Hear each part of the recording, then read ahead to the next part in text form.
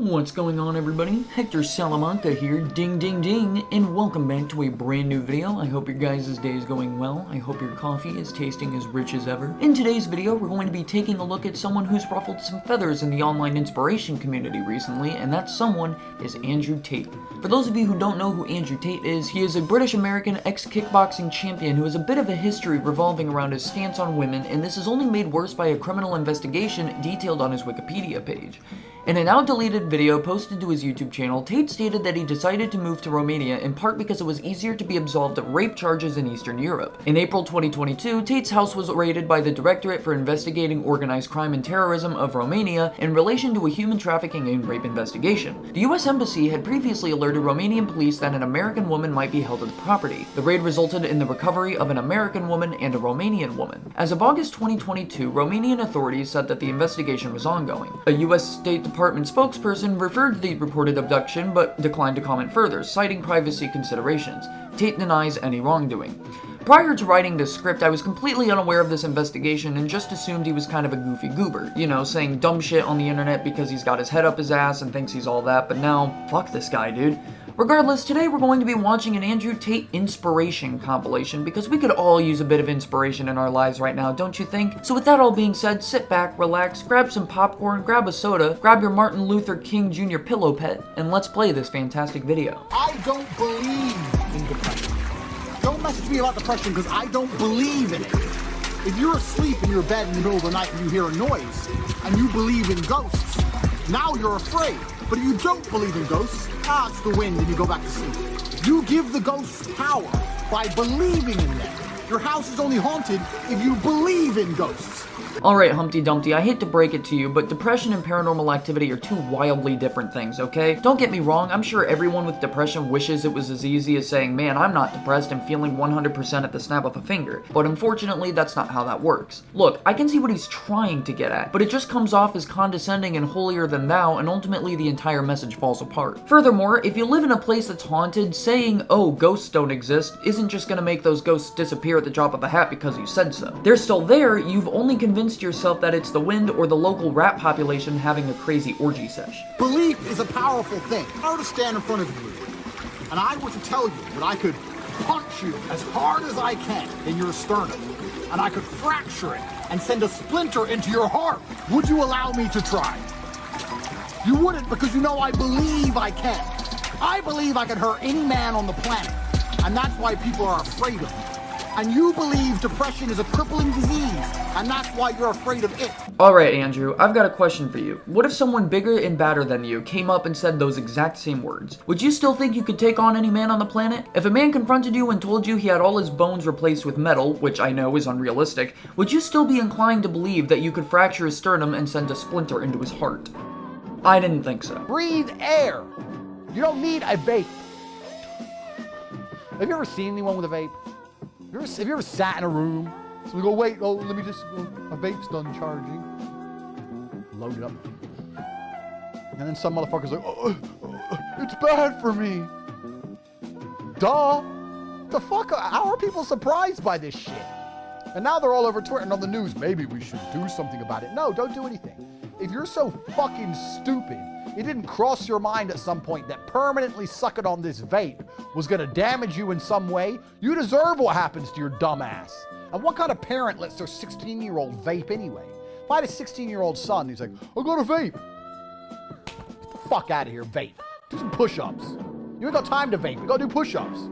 This is one of the few times Andrew Tate will say something that is generally agreeable. I have seen people as young as 12 sucking on these things, and it always bothers me. Where are the parents? Do they know? Do they care? And what about the kid? Do they even have the slightest inkling of an idea of what they're getting themselves into? It's sad. It's really sad. I've seen so many people who are cripplingly addicted to these things, asking as many people as they can to bum off a vape because they left theirs at home or it died. The whole point of vapes is to help people overcome cigarette addictions, but it's been advertised as this cool thing for people to do, and now everyone's doing it, which completely defeats the purpose. I didn't even decide, I realized yesterday that I can actually, genuinely, right now, nothing is stopping me from becoming Batman. Nothing. I have a Batcave. Okay, yep. I have an Alfred. Okay. I have a Batmobile, a Bugatti. Yep. I can fight. Yep. Rich as fuck. You can afford body armor and all the crap that All the Batman crap, needs. can buy it all. I'm charismatic.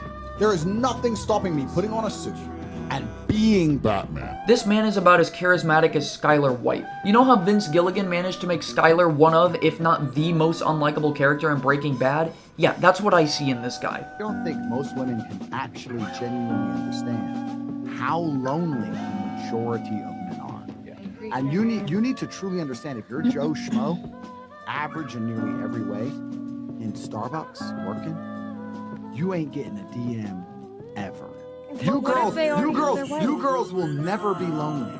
As much as you might be unhappy with the possible suitors, you can at least fuck about and flirt if you feel sad. There are men out here in the world who have genuine loneliness. And I can prove this statistically.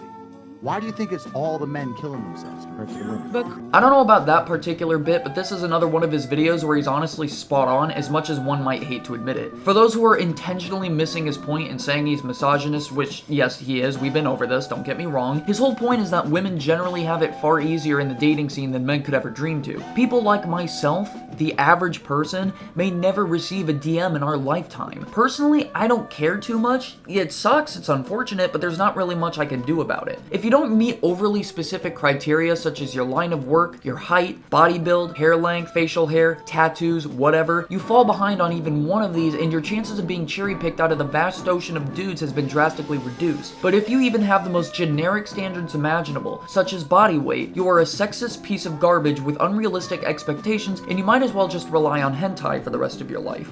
Again, I'm not saying Andrew isn't misogynist, because he is 100%. All I'm saying is that once again, this is a rare moment of clarity for him, a once in a blue moon bout where he says something even remotely on point or intelligent. Some child is outside enjoying their life, playing with toys and smiling in the sunshine, having fun. I hate happiness. I hate happy children. Anyway, you're all losers. We've discussed this before. I'm the king of the world. If your Majesty Tate here is calling you a loser, rest assured you're probably cooler than he'll ever be. I might not be famous or have all the money in the world, or any money really, but I'm able to take pride in the fact that I edit my own videos, I write my own scripts, I make my own thumbnails. Everything I do for my YouTube channel, for my videos, I do myself. But the actual success, how the videos perform and do, that's all thanks to you guys. If I'm a loser, that bar must have been set really high. I got straps in my wardrobe. Look in the wardrobe. Show the wardrobe. What suit am I gonna wear? What fucking god? What on the G like that? I'm gonna say right here, because the police don't know. You're not allowed guns in the range. Well, you are allowed guns in your shooting range. So I had to get my house registered as a shooting range. Bro, you don't know me. You're not allowed guns. There's a shooting range up there. Well, there's a shooting range. I'm a shooting range. On one hand, having a house that doubles as a shooting range would be pretty kick-ass. On the other hand, this is Andrew Tate. Hold on though, have you had a serious relationship? I have many concurrent serious relationships as we speak. Are you poly? No, because that means they can talk to other dudes. That's fucking haram.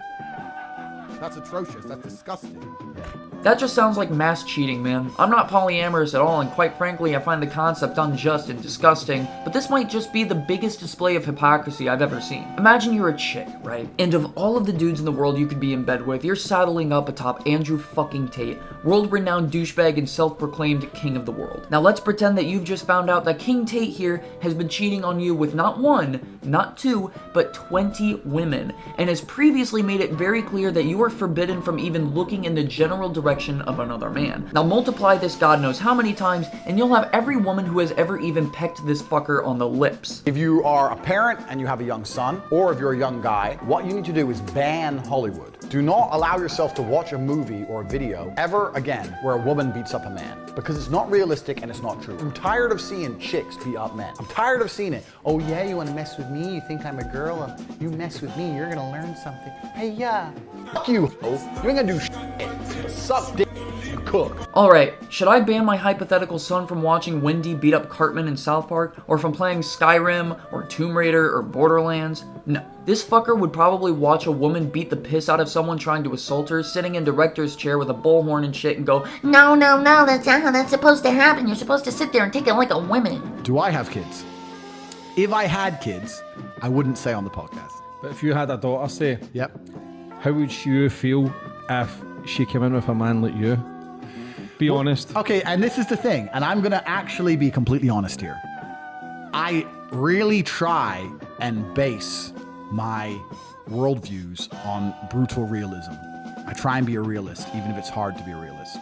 If that man made her happy, good.